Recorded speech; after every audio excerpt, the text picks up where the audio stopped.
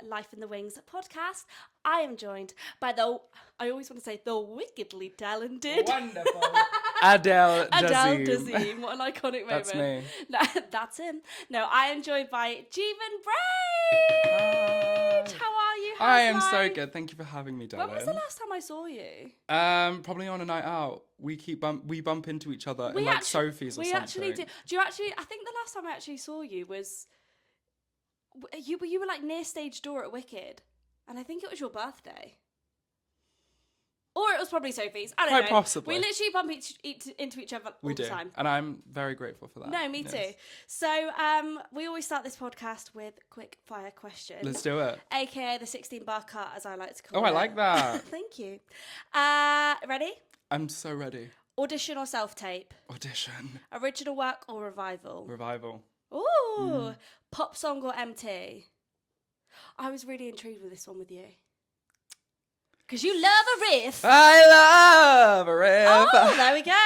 We're not even a minute in. We've got a riff already. I'm going to do a blend of both. Both? Yes. Okay, he's not going to pick. An MT with a pop influence. What about that? Okay. Thank you. Also, question, when you do pop songs, do you like act through them? I always find it. That's a good question. Sorry, we've gone completely off topic. But I always acted through song with a little, Beyonce. Because I was in a studio the other day and I was singing some pop and I was like, I naturally go to act it because that's the musical theatre. Yeah. But then sometimes it's I think it depends on like the song. If I'm doing like for example, like a Die on This Hill, like there's gonna be, you know what I mean? I'd love to hear you sing that. Well, there'll be a bit more like of an emotion behind it. But then if I'm just doing like I don't know, like a chill. You got Daniel me feeling Caesar. for your power, turn the music louder. I don't think I'm gonna be like doing interpretive chants. Not like giving You've got me feeling for your power. Yeah. I love those TikTok videos where people do that. You know what I mean? Like, take pop songs and make them fully empty. Yeah. Sorry, we digress. Yes. Feedback or no feedback from audition? Feedback, Yeah, please. Please. Yeah. It's how we get better. BAFTA or Olivier? Oh, did that stump you? Ooh, I thought that was going to be a straight answer. I'll just say Academy Award. I love it. He's PR trained. And then just last but not least, morning person or late night owl? Oh my God, I am a late night owl. I feel that for you. I got 2 hours of sleep last night. Are you joking? And that's good for me. I couldn't function. Are you not like a morning person? No, I am that as well. Oh, are you? Let me tell you something. My sleep schedule hates to see me coming. No way. This is what I did last night at maybe 3 o'clock until maybe 5. I sit on my sofa. I put a blanket down. I have a glass of red wine with a chocolate bar. He's sophisticated. Well. Wow. God, I would not be here if I had 2 hours sleep. Let me say that. Okay, so you are originally from Birmingham. Oi, oi. My family's from Birmingham, so I Don't feel know why like I did an that. No one does that. Oi, oi. Oi, oi. That's a Londoner thing, and I'm like, oi, oi. No. I love Sorry it. about that. So let's go to the beginning of. So for people that, sorry, my brain's like. No, you're good.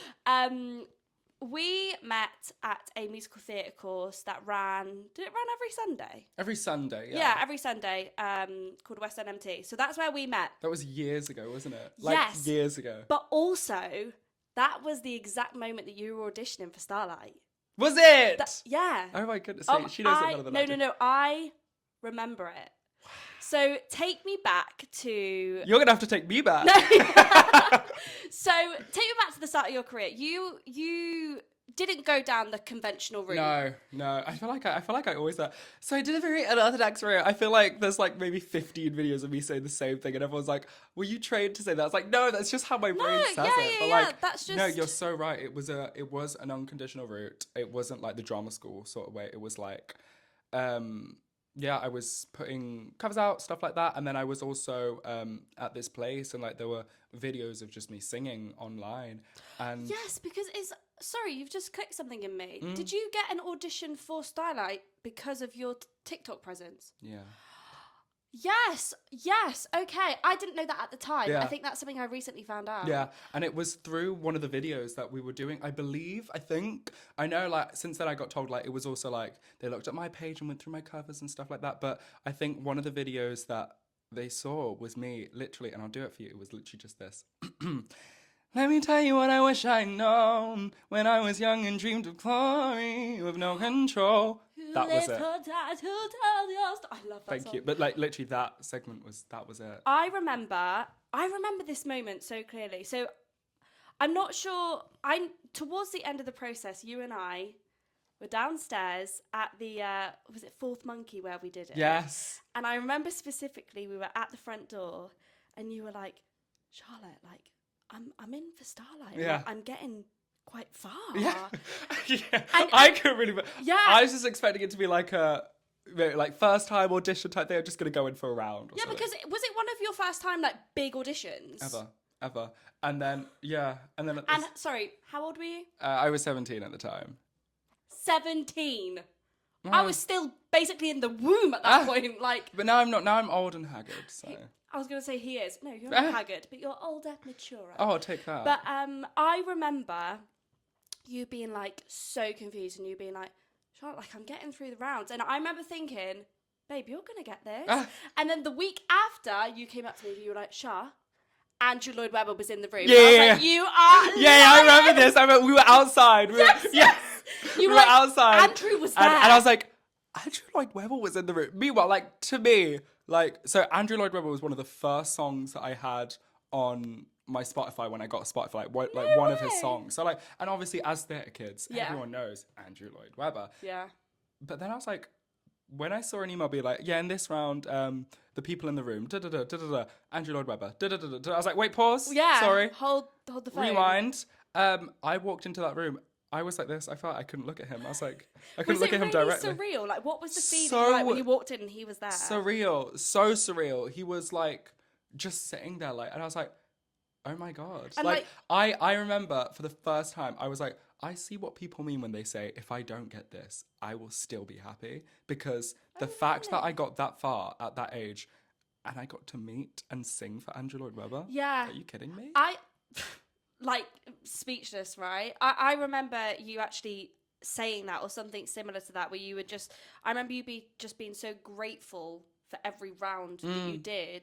I think partly because I was just so shocked. Yeah. I was just like, really? Like, me again? Who, me? Who, me? Little old me? How many rounds did you do?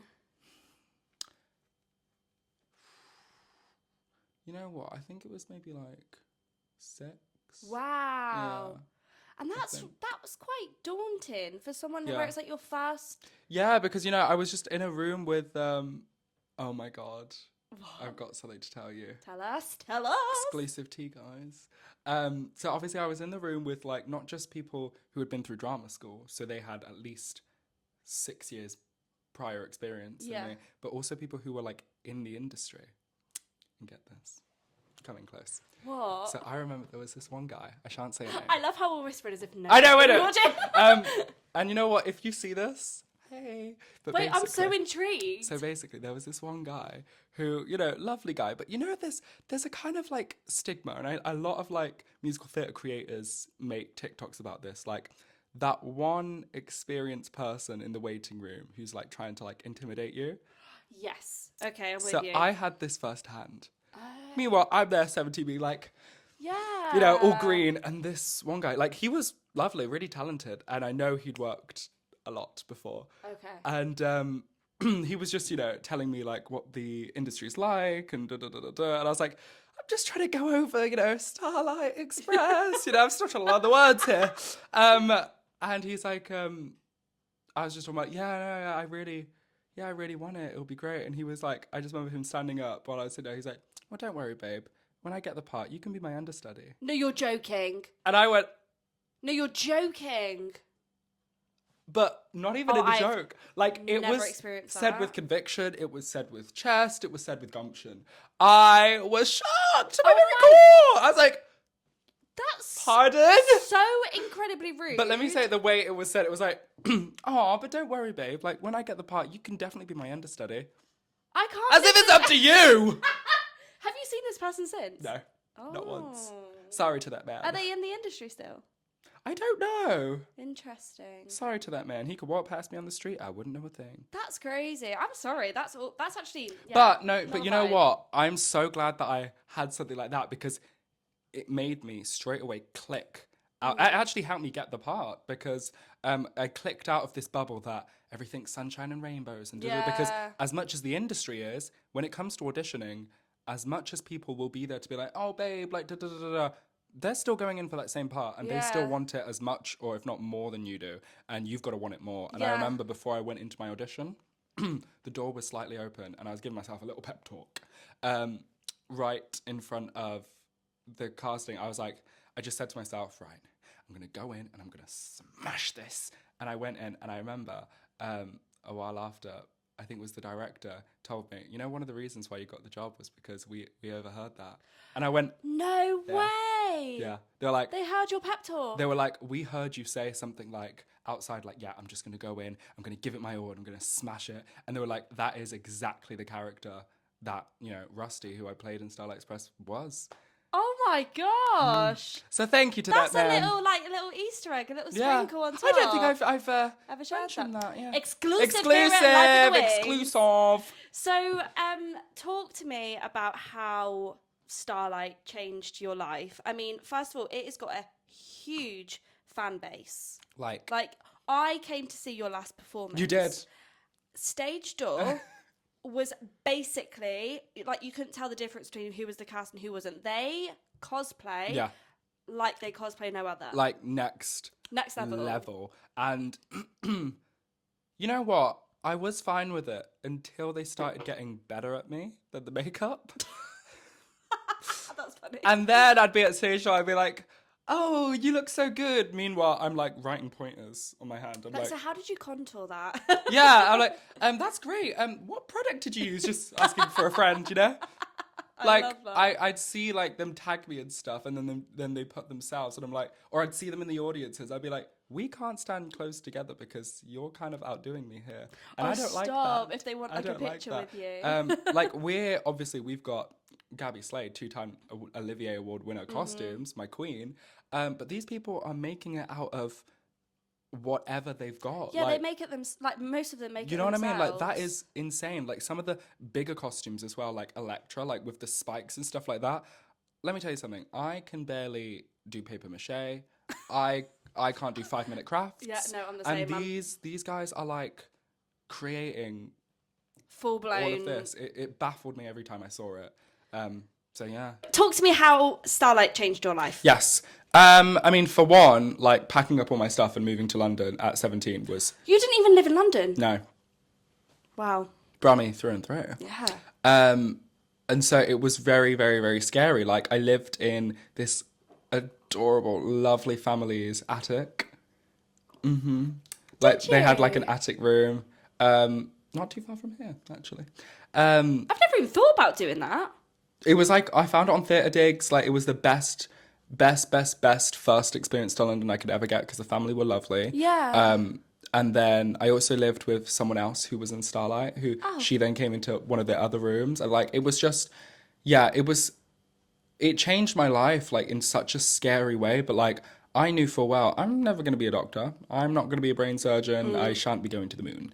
And so Definitely not. like my thing is jazz hands. And so my parents knew that. And when I got the job, they were like, well, you've got to move. Like, you've got to do what you got to do because, you know, we're in a talent-based industry at the end of the day. And we're in an industry of opportunity and luck. Like, I'm not going to be naive. Yes, there's loads of talent involved, but a lot of it is being at the right place at the right time. I say that all the time. You know? Like it is of course talent based. You have to have that talent, but sometimes it's who you know, who can get you in the room. Hello. Sometimes it's just about Hello. like being in central and bumping into someone, and then it's all this like butterfly effect. So there is a sense of luck, but I think there's a stigma around that. You know what I mean? It really is, but like, why? Like, at the end of the day, that's what it is, and that's what it is throughout this whole industry. Yeah. Like, there's always going to be someone who's better than you. There's always going to be someone who can sing better and dance better. It's just about you being at the right place and showcasing that talent at the right time. Yeah, but I think it's about timing, isn't You know what I it? mean? Yeah, and Because what's meant for you at that time won't pass you by. I fully believe that. I think if something's not meant for you, it won't happen. Yeah. If something is, it will. I also think it reminds me of, you know, when people do really well and get a social media following on TikTok and stuff, but are still super talented and get opportunities. There's a lot of like haters towards that. I mean, I mean, you know, I'm not one to, you know, beat around the bush. They're jealous. That's what it is. That's what it is. I think that's what it is. I think it's the same with like bullies as well. Absolutely. It just comes from a sense of, because how are you going to be mad that someone has followers and talent? Let's make it make sense. Like, if we really put it on paper, you're actually just mad that they get to have it both. Yeah. In this industry, it feels like you have to have one or. Yeah, it's people pin. I think I said this in another podcast. People put you in a box. Yes, and it's absolutely. like you have to be one thing. Like, you can be the musical theatre creators that, like, you know, that have that massive online presence. But if you have that online presence and that following, you are not allowed to be in a show with that following. Otherwise, it's, oh, well, it's just stunt casted and they didn't do it for talent. They just did it to get the followers. Well, pause. They didn't get these followers out of nothing. Do you know what? I actually haven't even thought about it like that either. They literally got it from talent. Hello. They got it from perseverance and grinding through the industry. And it's like, how are you going to be mad that someone is doing what they want to be doing? And, like, you're just mad that people follow them? Come on. Oh, I have that bookshelf. Sorry. Do you? Yeah. It's actually Josh's. Shout out, Josh. Love you, Josh. But this is what I mean. It's like, it's not a one or we're in a multidisciplinary industry. Yeah. You know, where it's like, there are people who are actors who are musicians, and there are people who are singers who are also dancers and stuff like that. And having like multi skills is more employable. Well, this is what I mean. But again, that's what it means. Because they're more employable, people are more jealous towards that. Crazy. It's like, how dare you get to have it all? And I bet half the people that have opinions on like, oh, they only got it because of this or that, haven't even like seen them in the show.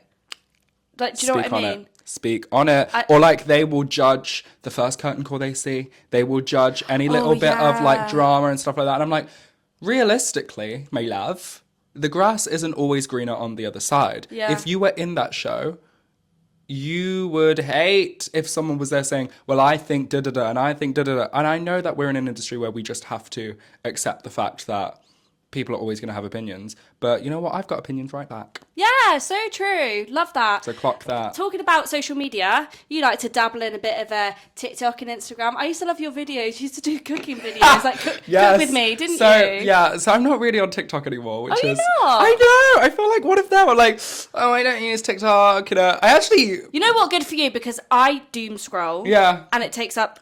Oh, no. I'm still on TikTok. I'm just not on TikTok. Because okay, I'm doing scrolling until 5 a.m. It's so bad. It's really bad. I try and delete it and then I just re-download it. I'm one of those, like, I'll go off the app because I'm bored and then go back onto the app because I'm bored of not being on the app. It's a cycle. It's like, I'll literally go off the app and Addiction. just go. You know what I mean? That's exactly what it is. So how come you don't post anymore? Because you were quite active on it. And when I was active, I was getting, like, really big. I was like, oh, my goodness. Maybe your that's, videos like... are doing really well. You know what I mean? It's hard to keep up, though, I think. You know, I've just kind of got a little complex of, like, I don't like to feel like a jester, in a way. Okay. And, like, we're in an industry where we have to... We perform for others. We put on a show for others. And it's like, when it comes to social media as well, I felt like I was doing both of them. And how do I say this?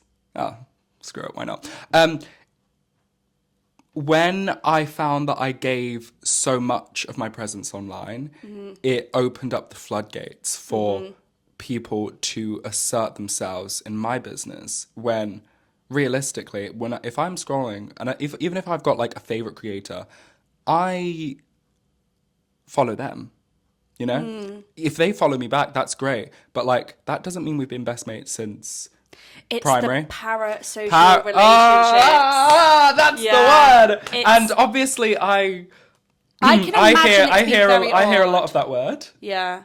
But, because obviously it comes with the territory. But it's like, and, like, I found I got really active when I was doing TikToks about the show that I was in. Yeah. And that was great. And then I was like, okay, but if I do TikToks about, like you actually kind of like make yourself a bit insecure, because I was like, anytime I wouldn't do a TikTok about that show, I felt like it wouldn't be received as well. You'd be like, oh, maybe like, this they video only won't like do as they well. only want me for this, and so anytime I do like a video to do with that, it would be getting like, it could get like 100,000 views at a time, like just on a normal day. But then I could do some other video and it would just slowly go down. And then I found myself caring about that. And I was like, wait, pause. Because as much as I love social media, that's not really my industry. Why am I caring so much about how many views I get now? Or, well, will people hate me because I've not posted this in costume? And I was like, that's not my job. Like, I'm not getting paid for that. Yeah. I get paid to be on stage and give my all. I don't get paid to be on social media. And if I was getting paid like how some of these content creators were, I wouldn't be caring about that. But I just found with me, I'm so easy to like get wrapped up in giving everything. Yeah. And you know, when you give people everything, it leaves you with nothing. Oh my gosh, that's even away from the industry. You know what I mean? That's something I learned in my mid-20s, and it took me a really long time to learn because, as you know, like, I'm quite honest, open, wear my heart on my sleeve, but that then can make me a target. Thank you. Hello. That can make me a target, and I realised by giving people 100%, I then became a shell because I gave it all. Yeah. And people don't give it back. Thank you. Now, this is the thing. Like, you can't... this might sound controversial, but you can't give 100%... 100%? Yes. So, like I said, controversial.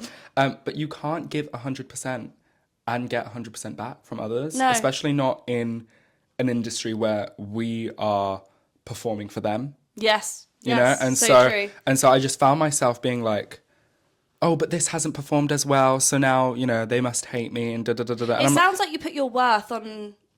In the end, you kind of were putting your worth on how well the video did. And you know what I mean? You recognised that because they were doing so well that anytime, like, I found myself competing with myself for that, and I'm like, wait, pause. Why am I even doing this? Why am I doing that? Like, as much as I, like, and don't get me wrong, I'll do the odd video here and there, but, like... Not only was I competing with myself for that, but then on top of that, I was just getting like messages and weird comments from people who thought they could say stuff, which they absolutely couldn't and was none of their business. Thank you. Yeah. And so I was just like, you know what? Instagram's my thing. Like, I'll sneeze and I'll be like this on my Instagram. I'll be like, guys, I just sneezed. But you know why? Because like, the thing is with Instagram, it's like you're putting your story up. So I'm just like, if people find me annoying or something like that, block me, please, blocker. Find that button because you don't have to see. This is me documenting my life, but with TikTok, it felt more like... Oh, it comes up, doesn't it? So you know what I mean? People don't have to follow you to see your... that makes sense. So like with TikTok, it felt more like a show. It felt more like an obligation eventually. And I was like, you know what? I'm not obligated to do that, and I love the videos, and I'll post every so often with like my friends and stuff like that, but I don't want to put unnecessary pressure on myself when it comes to being on stage. That's where I want to be competing with myself. That's where I want to be like, how can I make this better? How can I do, did they like this performance? What can I do better? Stuff like that actually brings me joy as well. That's something that I'm getting something back from. Yeah. Talking about being on stage, we have to talk about the Olivier. Yes. Yes. And I was there.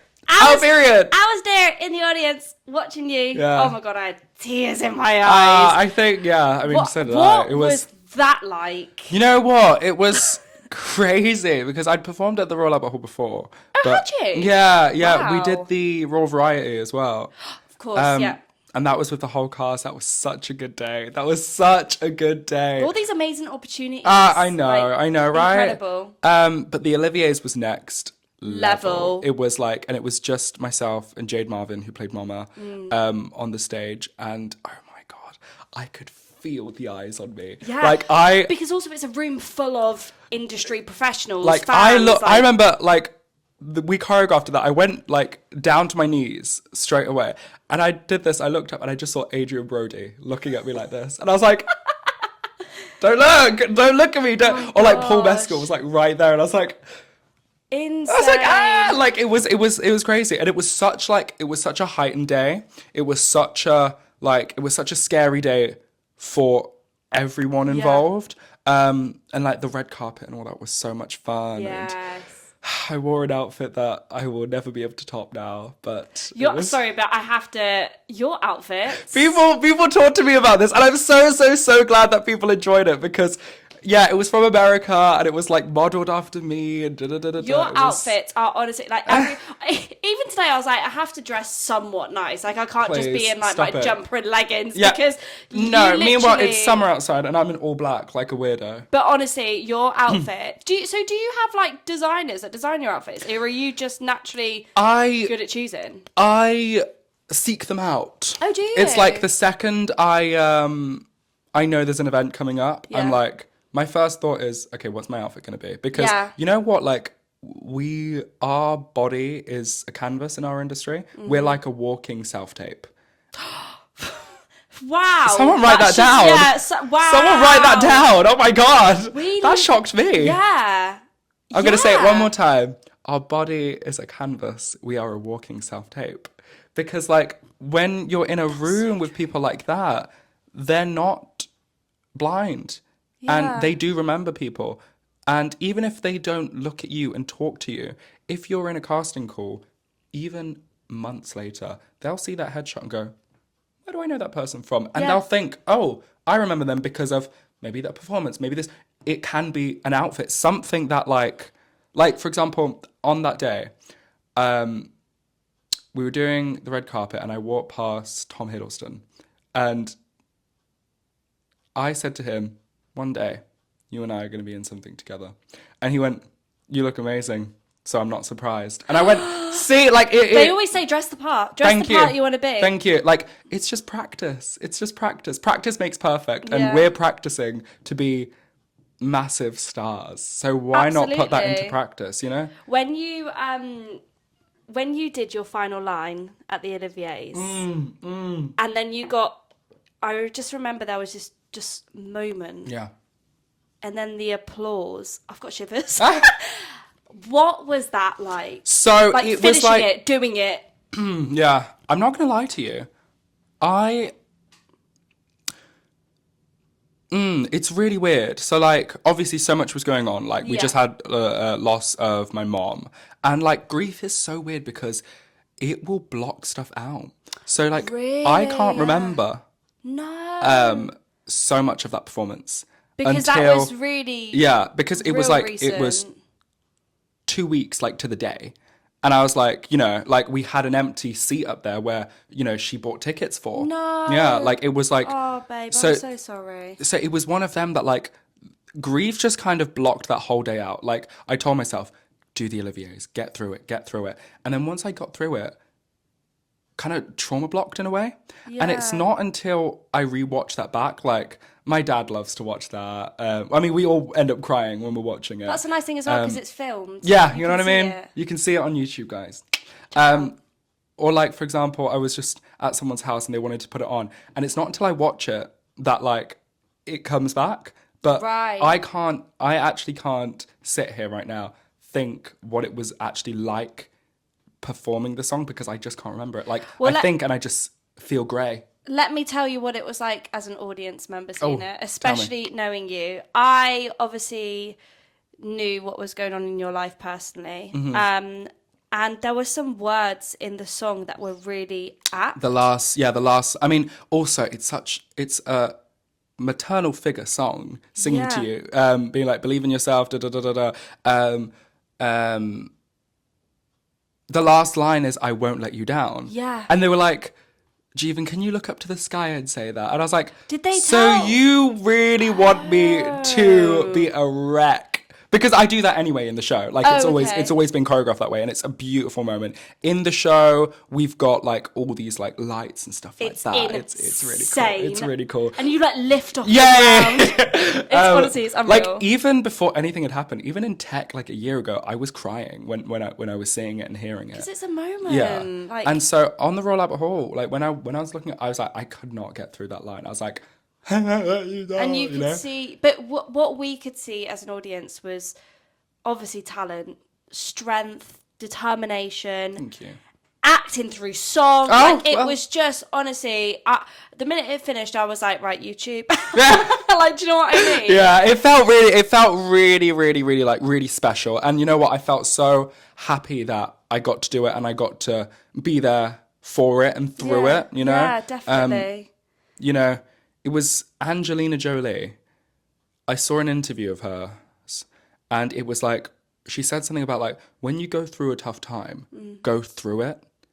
Allow yourself to feel every emotion. And, like, for me, I was like, I want to go through this, and I want to do it with a vice that helps me. And for me, that was singing and, you know, and acting and being on stage. They say it's a form of therapy. And it really was for me. It really was. So, yeah, that was, honestly, I think that's got to be, like, one of the highlights that I've ever done in my life. That's amazing. Just because, oh my goodness, that felt so insane. Like a real special moment for you know what I mean? Yeah. And from Starlight, you have gone on to do some wonderful things and had some awards. Oh! Ladies and gentlemen and everyone in between. Best performer in an off-West End show. Also, about that, I didn't know Starlight was off West End. Well, let's get into it. Okay, because I was like, wait, what? So it's one of them where it's West End, but technically, like, on paper, it's not. Because obviously it's Wembley Troubadour. We just needed somewhere big enough. Yeah, And so we just went a few miles out. But because the Wembley Troubadour is a Society of London Theatre, actual theatre, it counts as, like, what you'd say a West End venue. Yeah, because I was like, wait, this is West End. Like, I always thought it's on Today Ticks, and if it's on Today Ticks, it's West End. It's West End, my love, yeah. Yeah. You got Best Newcomer in Panto. Oh, yes, I did. That was very recently. That was, like, last week, yeah. How was Panto? 'Cause Oh, that was your first my Panto. goodness me. That was my first. That shan't be my last. It's Mark so my fun, words. isn't it? So, obviously, everyone was like, oh, when you've done Starlight Express, Panto can't be hard. Lies. Panto was hard. The schedule. The schedule is crazy. It was 2 shows every day. But you know what? Oh, it felt so good. I loved it. Like, I made such good friends. I belly laughed on and off stage every day. And just to be silly. Yes, and fun. like, so I did mine in Norwich, which was, let me tell you something about Norwich. Let me tell you something right now. Do you like it? I would move there in a heartbeat. No way. Like, seriously. I don't know much about it. I mean, and you know what? It's not even that far from London. Like, you can go straight from Liverpool Street to Norwich. I'm being so serious when I tell you, I would move there. I would live there. I love Norwich. It's East Anglia, so it is a bit cold. But apart from that, like... It's a nice area. And I'm, like, it's small enough to be, like, a quaint, like, sort of place, but it's big enough to still have, like, hustle and bustle. It's not like London, though. I love, for You know what I me, mean? that's what my hometown kind of feels Yeah. like. So we have, like, the city, but then we also have the country, and then we have the sea. It's like a bit of everything. See that, because also it's by the coast, and it's nice. Like, you know, living in London and Birmingham, it's like, oh my God, there's we're just skyscraper here, skyscraper there. That's something like, I really struggle with living in London is the no sea. No sea. I'm like, there's no, like, fresh air. All right, for me, it's more like no, like, actual, like, fields and countryside. Like, you've got a few in Birmingham, but, like, so I'm not really a big fan of the sea. Are you not? I can't Fair lie enough. to you. I just, Well, you I weren't got brought scared up when I near saw it. Jaws, and, like, since then I've just not been a big fan. Fair enough. But, like, yeah, Norwich was near there. Like, I'd walk past people on the street, they'd say hello, I'd say hello back, and I'm not used to that. Darling, we're not in London anymore. Yeah, they'd say hello, I went, what do you want? I was clutching my pearls, I was ready. It was really People nice. were just nice. There's a sense of community. Yeah, and the theatre was great. Like, I really, really loved it. And yeah, I just worked with some great people. Like, it was such a highlight. Like, I just find myself just thinking about it every so often, just like, oh, I miss I'm like, oh, that happened. my little dressing room, and just like chatting with everyone. It's and, amazing. Oh, yeah. You also won a What's on Stage Awards. I did. That's huge. Yeah. What was that like? Also, I saw, sorry, again, digress. I saw, did you go to the Panto Awards with your sister? Yes. And like your reaction to when you won, because you went to clap for someone else. I went to clap. You can see it for a little split second. I went, Yeah. Is that what you were like on the What's on Stage Awards as well? yes, yes, that was like, so, I mean, I thought I'd kind of like had my luck when it came to like awards and stuff like that, because the What's on Stage Award is like a public vote. Yeah. Like, and I was like, what do you mean people voted for me? For little old me. Little old me. Little 17-year-old me, my love. No, I was 18 at the time, I think. But I was He was of age. I was of age. But I was just like, what? Really?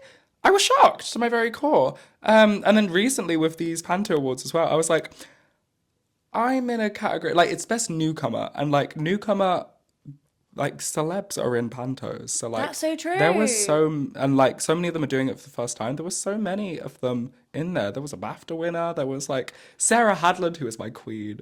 So did you think, oh, I've got no chance? No chance! I'm just happy to be I didn't have here. a speech. I was on the wines. I was like, those free drink tokens. I was like, another one. Thank you. Thank like, you. I was chugging those red wines down. And then my phone died. And then I was like, let me do my gracious loser face. And I was like, because I've got it planned. I was like, No way, it's practiced. but I was just like, Wait, what? when I heard that, I was like, oh, well. That's insane, though. Like, what achievements you've had in your career Ah. at such a young age and such early in your career as well. Like, most deserving. So we're going to go into another section, which is called Backstage Drama. Ooh. And it's basically just a space where I say to guests, like, do you have any funny stories, unhinged moments, anything that we could just have a little laugh at? I have a few. Oh, love it. I have one. I have one that I have to tell you off camera. Oh, I'm intrigued. Okay, what about backstage drama? It could be like on-stage mishaps, or it can be, oh my God, I went into the audition and just absolutely like screwed it up, or just any, or like I've gone into an audition, prepared the completely wrong role. Do you know what I mean? Love. But it wasn't my fault. They sent me the wrong role. But yeah, anything like that really. You can edit out my thinking time.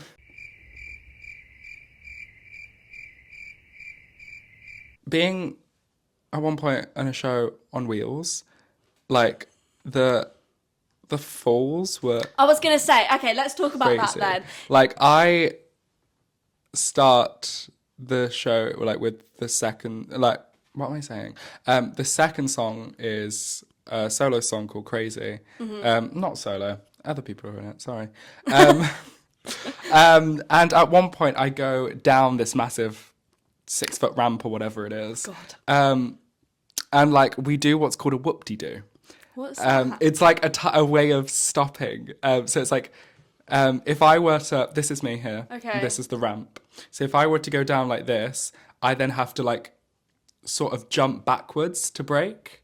Oh. Uh-huh. Oh. I just completely misstepped, I guess. I just didn't break. And you know what? It wasn't even a slam. It was just a roll. I rolled into the girl playing greaseball who's standing there. And meanwhile, I'm supposed to be singing, and I was just sliding nonstop. And I just remember looking down, and for a good 2 seconds looking up, and she was like this, looking over me like... Was you on the floor? On the floor. This is my first song. She was like, are you okay? And I just remember standing up, and all the audience were looking at me, and I just went, I'm okay. All good, And then I just carried on, and I was just like... Yeah, the I mean... audience must be like, must know that can happen because it literally is a show on wheels. You know what I Like, mean? It's gonna happen. Yeah. I think I was like, I sometimes would get a bit naughty with like stuff, like for example, with my riffs. He loves a riff. I do. I would get told off a lot. But you know what? Like, ask for forgiveness, not for permission. Oh my God, I used to live by that. Yes. I forgot about that. I used to live by that. Yes. Never ask for permission, always ask for forgiveness. Hello. Sorry, I didn't know. Yeah, I didn't know you didn't want that new, improved, extra ad lib. You sure? Something that I've really worked on. Yeah. You just wanted to give it your own flair. You know what I mean? You know what I mean? Like, yeah, there's been a lot of that. Like, there's been so many times where like small stuff has happened, and then like I will be corpsing on stage like for a good minute, and Those are the best times. I'm though. really bad at like I have to say to myself, get it together, Jeevan, get it together. Like there was, I recently did a new musical workshop of a show called Mona Lisa, which is So that's funny. the writers of Two Strangers Carry a Cake. Oh, I love that musical. Oh, Okay. if you love that musical, I do. Mona Lisa is Oh, okay. like the music I is didn't know that next was level. happening. Okay. And obviously we just like you know, because it was a workshop, the day before we'd like cut through lines, like we had new scripts and all of our highlights were like in different places. And there was just one scene that just wasn't really working, I think. And everyone just kind of like kept just saying one, like a little thing wrong or something. And I was sitting down at the back and someone said one word. I'm already laughing. Someone said one word that like... Because wait, can I swear on here? Yeah. Okay, there were, thank God, because I've been holding it in this whole time. No, you can. There's been like, there was like one character that has just said like, oh, do the fucking something or fucking whatever, you know? Yeah. And like he used the F word too much. And there was just one line where I could tell he just got it wrong. And he was like, oh, do the fucking fuckers.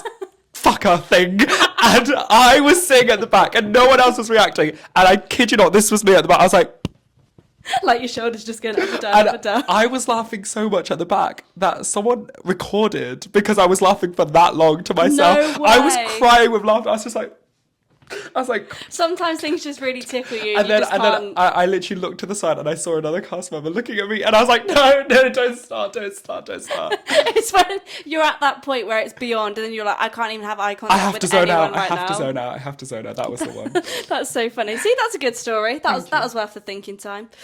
I always like to talk on this podcast about real moments in this industry, because as much as we have fabulous times and we enjoy and we are passionate about what we do, there's also times where it is hard and there are struggles and there are misconceptions about this industry, I think. What do you think is one of the most common misconceptions in this industry?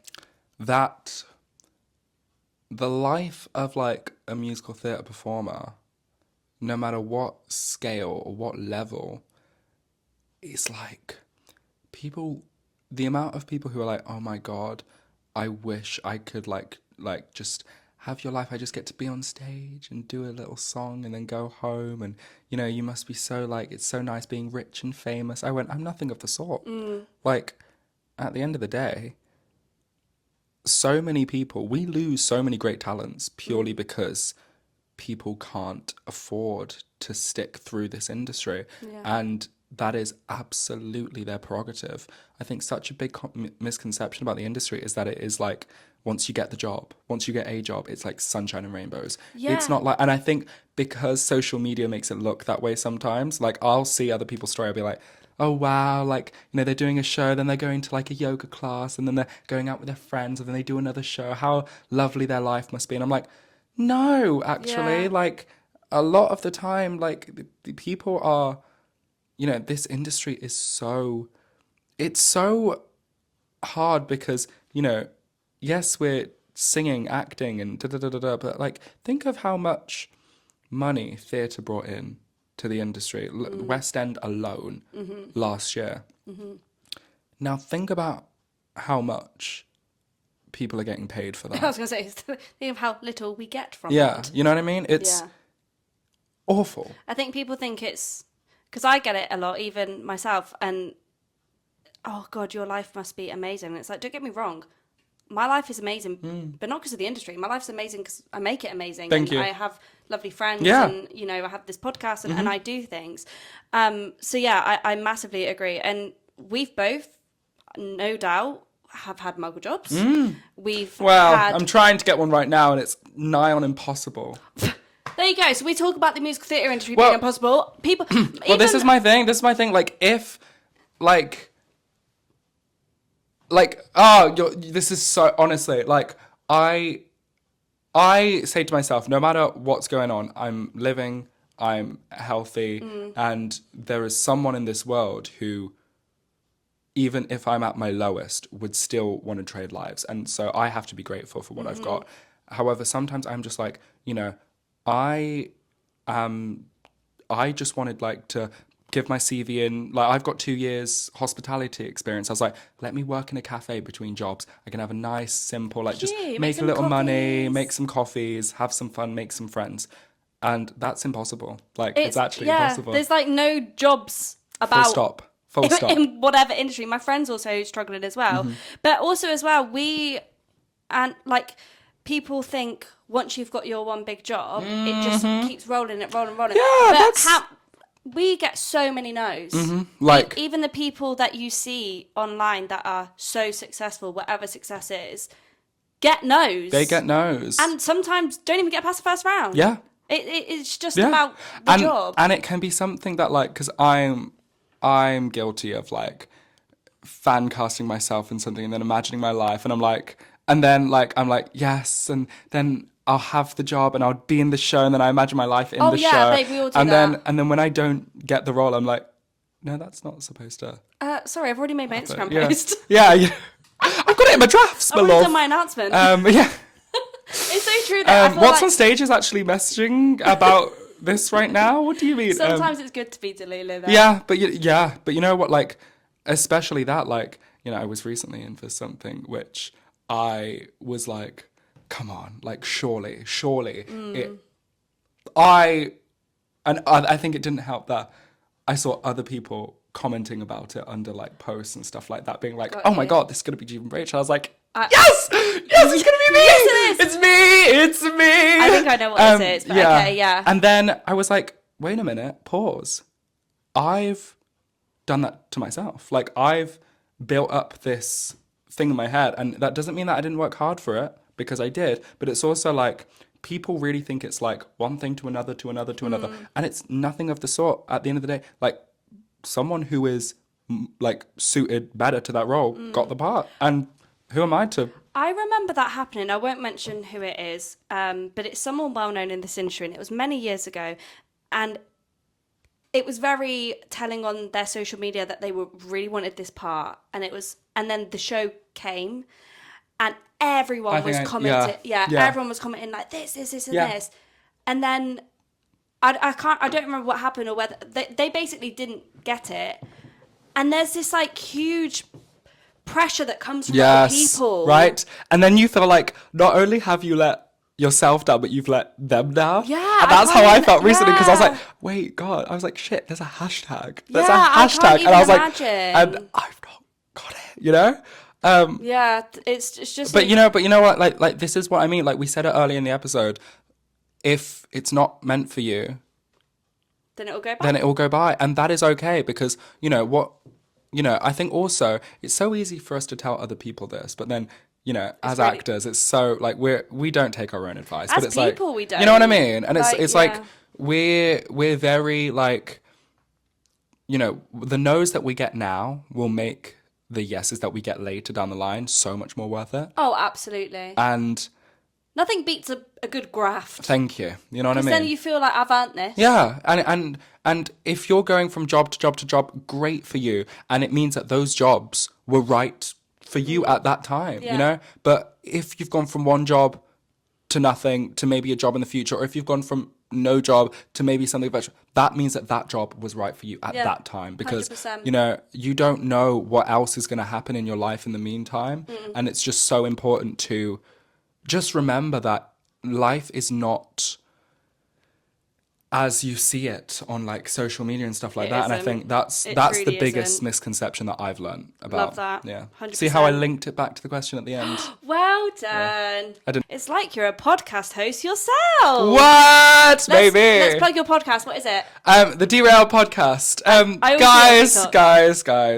Guys, let's get into it, because I cannot tell you that, like, I get more messages about the podcast than I do about me, how I'm doing, or anything like that now, which is great. But I am sorry, because we kind of did say that we are coming back, and we are coming back. I promise. Back. We did this originally with the first, like, we put some episodes out just for fun, and then we were very surprised that like the response was great. We got some stats at the end of the year, and we were like, oh wow, okay, so people are actually listening. Yeah, we were just doing it for shits and giggles, you know.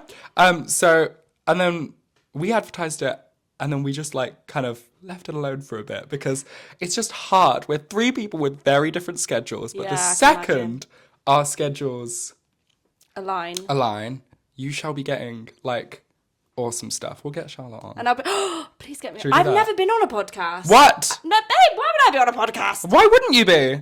Thanks. Period. No, Okay. I've never been on. Right. Oh, If you I'd like love this to come duo, on. if you like this duo, Oh my God! Comment below if you love it. 'Cause I Period. love it. I love it too. Talk to me about your dreams. What do you want? And it could be musical theatre related or not. Like, Well, before I talk to you about my dreams, I will tell you about a dream I had last night. oh, okay. I dreamt. This was the best dream I've ever had in my life. Okay. And I'm going to write this on my notes app so I never forget it. Oh, wow. Do that with your dreams, guys, because your brain is programmed to forget your dreams. Yeah. Hello. You ever woken up and then it's like, oh my God, I had this dream. 5 minutes later, you can't remember. Boom, gone. Yeah, really weird. I have that with not just dreams, but just things in general, just day-to-day life. You're going to walk out of here and be like, what did I just do? Yeah. Where am I? Who are you? Where am I? Yeah. I had a dream where I was taken in by Beyonce, and I was her daughter Blue Ivy's best friend, and we spent the whole summer like in her mansion. No, sorry, that's iconic. It was the best dream I've ever had. Are you sure that was a dream or not a daydream? That was a manifestation, in fact. Yes. Forget dream roles. That's the role I want. I love that. Okay, dreams in the industry. It doesn't have to be in the industry. It could be like, I've had people just say happiness. No, I shan't be saying that. Oh, okay, fair enough. Fair enough. Fair enough. You know why? Because if I get these roles, that will bring me happiness. Okay, fair enough. Did that work? Well, it depends what your version of happiness is. That's fair. Beyonce tickets for Act 3. Just to be Beyonce. Beyonce. I have a bunch of dreams. I really want to be on screen. One day I want to be in Doctor Who. Oh my God. Love it. Specific. I've Nice. been, and people don't think it about me. But yeah, I love Doctor Who, like with all my heart. Like, ever since the good old days, like seriously. I've never seen it, I can't lie. What? I know, I've never seen it. Never seen it. I just about know what a TARDIS is. It's really bad, isn't it? Christ alive. Okay. That's for another day. So I'm going to get Charlotte hooked on Doctor Who. Nice. Doctor Who, I have some dream musicals that I love. Oh, do you? Yeah. Can you share? One, I'd love to be Orpheus. In Hades Town. I've never seen it. Me neither. Oh. The way you looked at me and was like, me neither. No, but But you must know it. Do you know the soundtrack? How is it a dream? I don't understand. Because it is. I just know it is. Okay, fine. I know full well that is something that I want to do, and I know Okay. it's something that, like, in a weird way, I keep stopping myself from like watching it and listening to it because, like, I want to experience it for the first time. Like, you know those sorts of shows where you're like, I wish I could go back to the first time I ever watched this. I want to do that knowing that I'm going to be in it. Wow. Yeah. Oh, I rate that. Thank you. Good for you. Yeah, it's kind of self-sabotagey because I may never be in it, and then Uh, I've just don't say deprived that. myself. We don't say that. Touch wood. Rent. Oh, what a show. Right. What a show. Right. Yeah. That's a dream. Oh, yeah. That's a dream. And I think, to be honest, stage-wise, yeah. Maybe original work. Oh, I'd love an original work. Yeah. Or a Philip in Hamilton. Nice. Still not seen that either.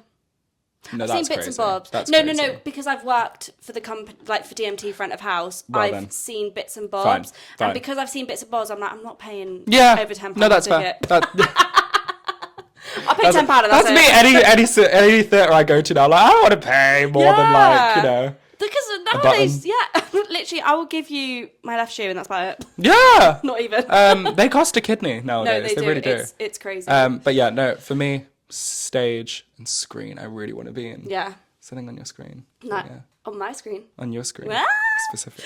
We're going to go into our final question of the podcast, and it is a listener question. And the question is, when you get an audition, talk us through your process leading up to the audition. So say you've got an audition in your inbox. What's next? Oof, that's the dream. Maybe one day. See, this is our lives. I know, right? Okay. I'll Google the musical, Google the part. For the next 20 minutes, malapedative daydreaming. Well, that's a big word. Thank I don't you. even know what that means. I've probably not even said it right. I don't know. I'm sure I'm convinced. I will basically just do what I did earlier and just fine, yeah. imagine myself in the character and convince myself that I'm playing the character. Yep, love. And then, obviously, if it's like a self-tape, I'll do the self-tape. I hate self-tapes. But when it comes to auditions, I think about, okay, what can I wear that slightly like Gives it essence. you know what I mean, but not shoves it down their throat. Yeah. Like, yeah, I'll think of a little hint. And then Anthony and Sweeney Todd, that's another dream. Just came to me. Yes. Yeah. Do you and then, watch the musical like online? Do you find a bootleg, or is it just like you research the scene, the song? No. I not unless like I was getting further into it. And then in the audition room, I have to make them laugh. If I've not made them laugh, I know I'm not like getting at my best. Yeah, because that's like my thing. Like something like I'll usually tell them a story when I walk in, or and it will probably be fake. But you know what? Like, you know what? If it gets them laughing, yeah, laugh them the way to by the fake job. I mean my name. You know.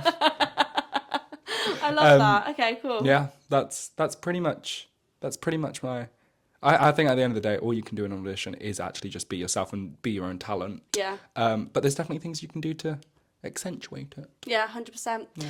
Well, thank you. We've come to the end of the podcast. Ah! With all my guests, I literally say the same thing. I'm like a broken record, but I honestly could just chat to you for hours. Because even now, I'm like, oh my God, I have this question, I have this question. No, I so get you, babe. I so get you. No, thank you so much for giving me your time. It's been an absolute dream. It's so nice to just hang out again as well. Likewise. It's been years. So, Been a yeah, while. he's been Jeevan. I've been Charlotte. She's been Charlotte.